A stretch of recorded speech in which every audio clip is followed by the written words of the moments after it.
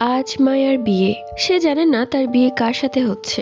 বউ সেজে সেই সন্ধ্যা থেকে বসে আছে। বর্তমান সময়ে এসেও সে তার বরের ছবি দেখেনি, তবে নাম শুনেছিল আকাশ। এসব ভাবতে ভাবতে কেউ একজন এসে বলে গেল বর এসেছে। শুনেই মনে এক ভয় কাজ করতে লাগলো। রাত 8টায় তার বিদায় কার্য শেষ হয়ে গেল। বাসরাতে বসে ভাবছে তার বর এতটাও খারাপ না, দেখতে শুনতে ভালোই। এইদিকে আকাশ ভাবছে তার অচেনা একটি মেয়ের সাথে বিয়ে হয়েছে, কিভাবে কি বলবে গিয়ে। যাই হোক, রুমের সামনে গেল। হঠাৎ খেয়াল করলো রুম থেকে কিছু শব্দ আসছে। শব্দটা এমন ছিল যেন কেউ করাত দিয়ে ঘষে ঘষে কিছু কাটছে। দরজায় কান দিয়ে শোনার চেষ্টা করলে সেই শব্দ পেল না।